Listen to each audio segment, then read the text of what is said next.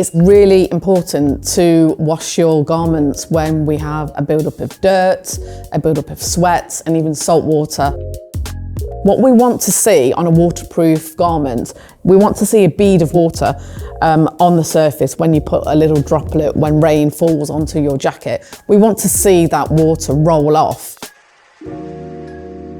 DWR stands for Durable Water Repellent. This is a finish that is applied at the fabric mill on the face fabric.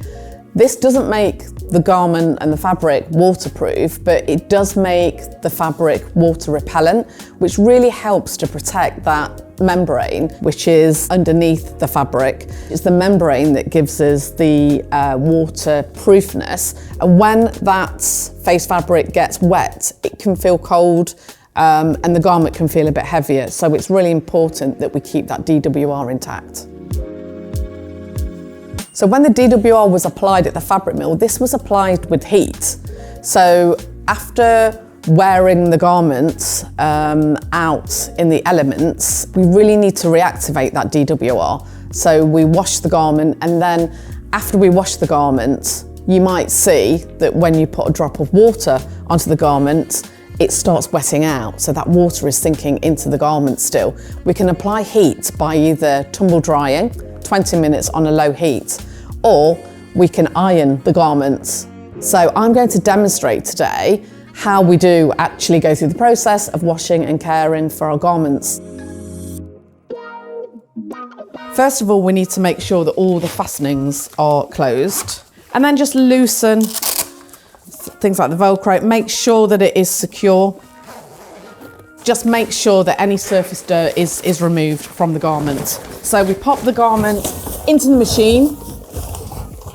We recommend using Grangers. There are other products available, but we've done a lot of work together with Grangers, and Gore-Tex have actually approved this. The main thing is that we need to make sure that it has a good rinse. We don't want any detergent left in the product afterwards. No washing powder, no bleach, and no fabric softeners. This can really inhibit the performance of the membrane. So there we go. A normal wash cycle at 40 degrees centigrade. So now we've washed the garment, it's time to dry. We can either tumble dry it, always refer to the wash care label, and it will advise if the garment can be tumble dried. Sometimes there's some trims on there that can't be tumble dried. Most of the time, most of our garments can be tumble dried. This one can be, so you can just put it in on a low temperature tumble dry. I actually recommend line drying, so let's just open up the front. It's more eco-friendly, and we can just pop it on the dryer. So now our jacket is dry. The next step is that we need to reactivate the DWR. So the DWR is still there, but we just need to reactivate with heat. As you can see, if you take no further action at the moment, if I drop some water onto that fabric, you will slowly start to see the water starting to seep in. This is what we call wetting out. The fabric is still waterproof, but this is going to get heavier and you could potentially feel colder. So the purpose of the next step is to reactivate with heat. So out of the after wash fabric, I've taken these two swatches. I'm going to apply heat to one of these swatches and demonstrate the difference in performance that we get by applying this heat at this stage. We're not going to tumble dry for demonstration purposes. I'm going to apply heat. So when you're ironing the garment, always apply a cloth over the garment. This needs to be a dry cloth, so we want no steam at all. We don't want to add any more moisture into there, so we need dry heat. So we're either going to tumble dry or we're going to apply heat just gently, just a warm, it doesn't need to be super hot, it's just a warm iron.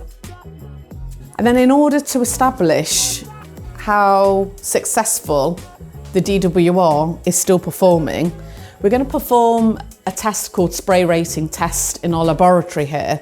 So this is the fabric that has been washed but no heat applied. And then you can see we can start to see the fabric wetting out.